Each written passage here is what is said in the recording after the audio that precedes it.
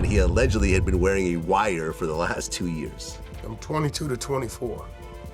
Yeah, well, prosecutors state that these transactions and the informant's recordings played key roles in linking Lil Durk to the murder-for-hire plan.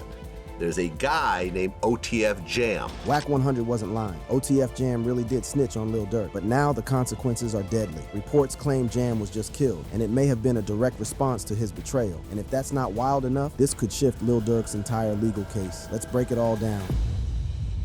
From day one to dry snitching. Picture this. You're looking at a dude who did a whole 12-year bid without saying a word, came home to his day ones showing mad love, got blessed with bread and respect, and then allegedly turned around and became a walking wire for the feds. That's not just foul. That's the type of move that gets your whole bloodline marked for life in certain neighborhoods. But before we dive into how OTF Jam, real name Casey Hester, became the most hated man in Chicago drill scene, we gotta understand the ecosystem that bred this level of treachery. We're talking about a world where your word is bond, where keeping it 100 means everything, and where the worst thing you can be called is a snitch. Back in 2010, while most cats were just trying to figure out how to get their first whip or maybe score some decent work, Jam was already deep in the trenches. The man caught an attempted murder case and got sentenced to 12 years in the pen. Now in the hood, that's the type of charge that separates the real ones from the fake ones real quick. Most dudes would have been singing like they're auditioning for The Voice just to get that time cut down. But here's where the story gets deep and where the foundation for the ultimate finesse was being laid without nobody knowing. While Jam was locked down doing hard time in the Illinois correctional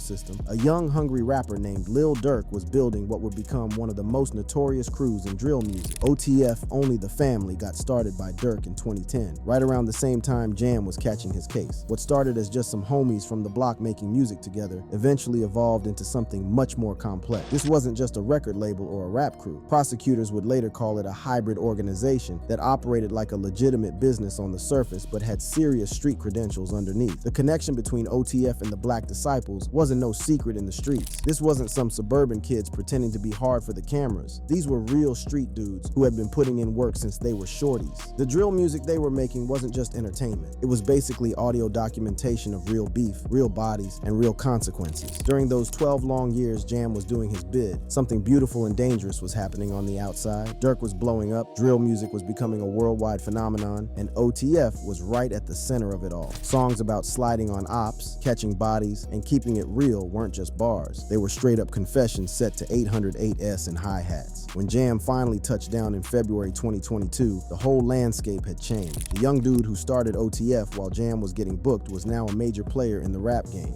Durk had achieved what most cats from their environment could only dream about. He had gone mainstream without losing his street credibility. But success in the streets always comes with a price tag that keeps getting higher. The same activities that inspired Durk's hardest bars, the same conflicts that built OTF's reputation, were still active. When King Von got killed in November 2020, it left a wound in the crew that demanded some serious get back. In the code they lived by, some debts could only be paid in blood. This is where Jam's story intersects with what would become one of the most high-profile federal cases in hip-hop history. When he got released in 2022, Jam wasn't just another ex-con trying to get his life together. He got brought into OTF's inner circle, blessed with financial support and treated like family by Durk himself. This wasn't charity work. This was brotherhood looking out for brotherhood. At least that's how it looked from the outside. He said, Jam get out that jam and give him 50, he ain't gotta ask again, bro. Like, you know what I'm saying? He ain't gotta ask, bro. He said he gave you 50, bro. You know what I'm saying? Can you tell us how much he gave you, or you don't want to even? No, we ain't gotta get into all that, but bro made sure he made a way for me to be straight, like he's saying, gotta ask again, you know, like shit.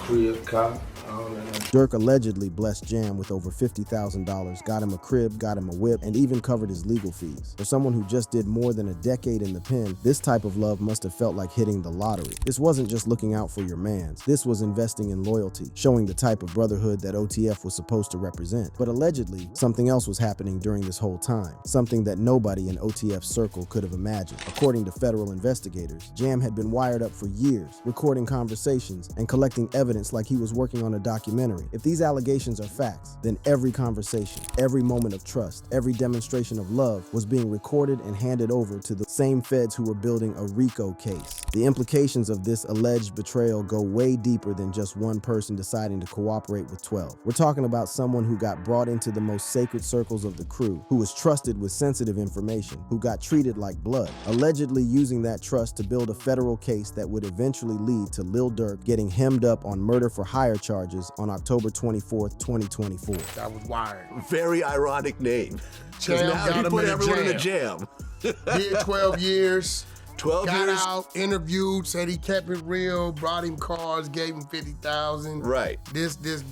In the hood, there's unwritten laws that govern everything. There's codes of conduct, systems of justice, and methods of enforcement that don't require no judge or jury. Being labeled a rat is basically getting a death sentence that ain't carried out by the state. It's carried out by your own people, by the same ones who used to show you love. The fact that these allegations against Jam have gone public means that regardless of whether they're true or not, his life is probably already forfeit in the eyes of cats who live by the street code. That's the harsh reality of the world they all chose to be part of.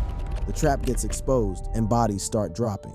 The fall of 2024 was about to become the most devastating season in OTF history, but the groundwork for this destruction had been planted way earlier, watered with real blood, and fertilized by a thirst for revenge that would end up consuming everything in its path. What went down next reads like some Hollywood crime drama, except the consequences were all too real, and the bodies that dropped weren't actors getting back up when the director yelled cut. To really understand the magnitude of what allegedly went down, we need to break down the events that led to the August 2022 shooting in LA that took out Xavier Lulpab Robinson, who was Quando Rondo's cousin. This wasn't no random street violence or some robbery gone sideways. According to the feds, this was a carefully orchestrated hit that went completely wrong, taking out an innocent person while the intended target walked away breathing. The motivation for this alleged plot traces back to November 2020, when King Von got killed in Atlanta during a confrontation with Quando Rondo's people. Von wasn't just another rapper to the OTF family. He was blood. He was a brother. He was the type of loyal soldier that every crew needs. His death created a debt that, in their world, could only be settled with somebody else's life. Still, this is a hereditary war that's gonna go on forever.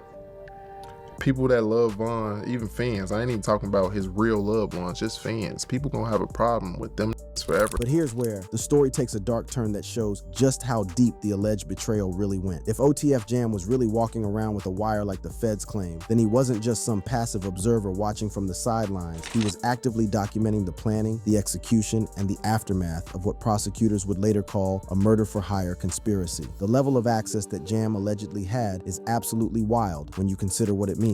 Court documents suggest that an informant provided recordings and details of OTF credit cards being used to book flights on the same day as the alleged attempt on Quando Rondo's life. This wasn't some dude operating on the outside looking in. This was someone with VIP access to how the whole operation worked. Someone who knew about the money moves, the travel plans, and the strategic discussion. According to the indictment, multiple individuals tied to OTF coordinated the plot and discussed payments after the alleged attempt on Quando's life. The plan allegedly involved offering music industry opportunities and cash rewards in exchange for the killing of Quando. The sophistication of this alleged operation is what makes it so devastating for everyone involved. The 5 OTF members who eventually got arrested, Kayvon London Grant, DeAndre Dontrell Wilson, Keith Jones, David Bryan Lindsay, and Asa Houston, weren't just random associates or hangers-on. These were core members of the organization, cats who had been trusted with the most sensitive aspects of OTF's business. But the most shocking revelation comes when you understand the timeline. Jam had allegedly been walking around with federal recording equipment for years, starting almost immediately after he got out the pen in February 2022. That means virtually every conversation he had with OTF members during this period was potentially being recorded and analyzed by federal agents who were building a case. From 22 to 24. Yeah. So he immediately got caught up. The psychological manipulation required to maintain this type of deception for years is beyond comprehension. Think about what this really means. While Durk was blessing him with money, while OTF members were treating him like family, while he was participating in the most intimate conversations about strategy, revenge, and survival, Jam was allegedly recording everything and turning it over to the same federal agents who were building cases to destroy the lives of everyone who trusted him. The evidence that federal investigators allegedly collected through this operation is extensive expensive and damaging. Prosecutors claim they have recordings of discussions about payments, evidence of financial transactions, and detailed knowledge of the planning and execution of the alleged murder for hire. Plot. This isn't circumstantial evidence or hearsay. If these allegations are true, this represents a comprehensive documentation of criminal activity over multiple years. But perhaps the most damaging aspect of this alleged betrayal is how it strikes at the very heart of what OTF claimed to represent. The organization wasn't just a business or some casual association. It was supposed to be a family, bound together by shared experiences, mutual loyalty, and a code that prioritized solidarity above everything else. What Jam allegedly did represents a fundamental violation of everything that held the crew together. How would they know that music contracts was offered? Who would have to tell them that? Well, prosecutors state that these transactions and the informant's recordings played key roles in linking Lil Durk to the murder for hire plan. There's a guy named OTF Jam. The reaction within OTF to these revelations has been complex and revealing. While some members continue to express disbelief and defend Jam, others have completely distanced themselves from him. The crew is split between those who refuse to believe that someone they trusted could be capable of such betrayal, and those who see the writing on the wall and are trying to protect themselves from further damage. The footage of Jam eating McDonald's during what appears to be a federal interrogation has become the ultimate symbol of this alleged betrayal, getting shared all over social media and turned into memes that clown what many see as the ultimate act of disloyalty. The image of someone casually munching on fast food while potentially destroying the lives of people who considered him family has struck a nerve in communities that value loyalty above almost everything else. But the implications of this alleged betrayal extend far beyond just OTF or even the hip-hop community. If these allegations prove to be true, they represent a new level of sophistication in federal law enforcement's approach to dismantling what they perceive as criminal organizations. This isn't just about arresting individuals for specific crimes. This is about using long-term infiltration and systematic documentation to build comprehensive cases that can bring down entire organizations. OTF Jam did 12 years for attempted murder back, I guess around 2010. He got out in 2022, right around the same time of the Quando situation. And he allegedly had been wearing a wire for the last 2 years. The strategic nature of this operation suggests that federal investigators had been planning this for years, carefully positioning their alleged asset and waiting for the perfect moment to strike. The timing of the arrests, the coordination between multiple agencies, and the comprehensive nature of the charges all point to a level of planning and preparation that goes far beyond what most people expect from law enforcement operations. As news of these allegations spread through the hip-hop community and beyond, the response has been a mixture of shock, disbelief, and anger. Many are questioning how someone could maintain such a deception for so long, while others are wondering what this means for the future of organizations like OTF, when keeping it real goes federal and the game gets permanent. The final chapter of this saga isn't just about what allegedly happened to OTF Jam. It's about the complete breakdown of trust, the deadly consequences of betrayal, and the devastating impact that federal infiltration can have on communities that live by codes of loyalty and silence. What emerges from the wreckage of this alleged betrayal is a cautionary tale about the price of revenge, the power of federal law enforcement, and how trying to live by street rules in a world governed by federal statutes is a losing game from the jump. But before we examine the alleged consequences of Jam's actions,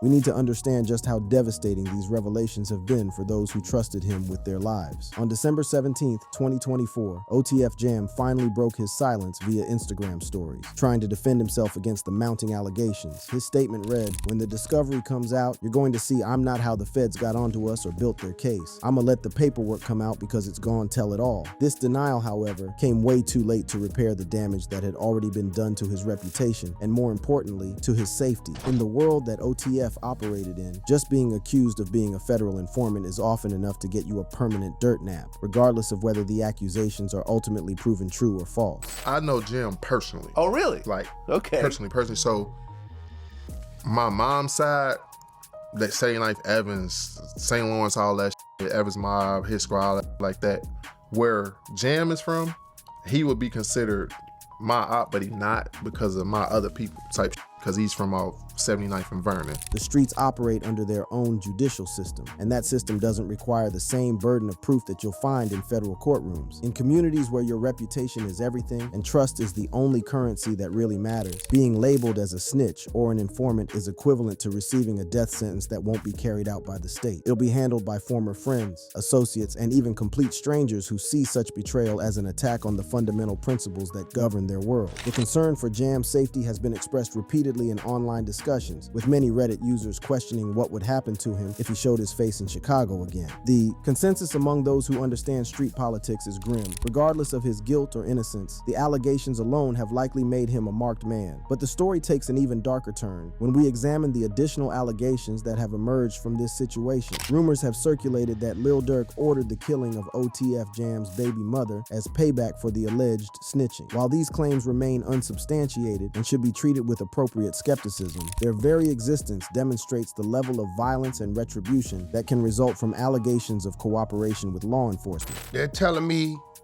he was actually in Los Angeles. Oh, really?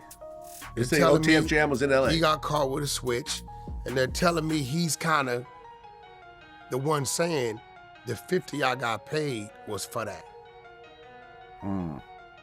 But it's weak because God was to the world, he just was blessing it. The complexity of this situation is further complicated by the fact that many people who knew Jam personally find it extremely difficult to believe that he would cooperate with federal authorities. His reputation as someone who had done serious time without breaking, combined with his apparent commitment to street codes and principles, made the allegations seem almost impossible to those who had known him for years.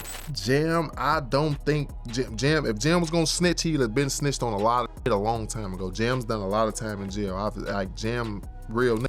This disbelief, however, may have been exactly what made Jam such an effective alleged informant. Federal law enforcement agencies have become increasingly sophisticated in their approach to infiltrating criminal organizations, often targeting individuals who seem least likely to cooperate precisely because their reputation for loyalty makes them above suspicion. The broader implications of this case extend far beyond just OTF or even the hip-hop community. The use of long-term informants, sophisticated surveillance techniques, and comprehensive financial tracking represents a new level of federal law enforcement capabilities that can penetrate even the most closed and loyal organizations.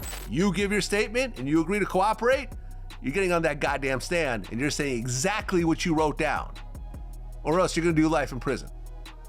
Take your choice. The psychological toll of living under such circumstances, knowing that anyone around you could potentially be recording your conversations and documenting your activities, is something that most people can't even fathom. The paranoia, the constant vigilance, and the erosion of trust that results from such operations can destroy communities and relationships in ways that extend far beyond the immediate targets of investigation. Now, regarding the title's reference to Jam being smoked on camera, it's crucial to address this directly and factually. Despite viral rumors in November 2024 claiming that OTF Jam had been killed, these reports have been thoroughly debunked. The video that went viral showing what appeared to be a fatal shooting actually showed the death of CJ Rilla, a 16-year-old drill rapper from New York who was killed on October 24th, 2024. As of May 23rd, 2025, there are no credible reports or evidence suggesting that OTF Jam has been killed, and thus no death investigation is underway. The spread of these false rumors demonstrates how quickly misinformation can spread in the digital age, particularly when it involves high-profile controversies and allegations. However, the fact that such rumors spread so quickly and were believed by so many people speaks to the expectations surrounding the fate of alleged informants in street communities. The assumption that Jam would eventually face violent retaliation for his alleged cooperation reflects the harsh realities of the world in which these events are taking place. The ongoing legal proceedings continue to unfold, with Lil Durk's trial pushed back to October 14, 2025. The delay has been attributed to new evidence and plea deal developments, suggesting that the case continues to evolve as federal investigators build their prosecution.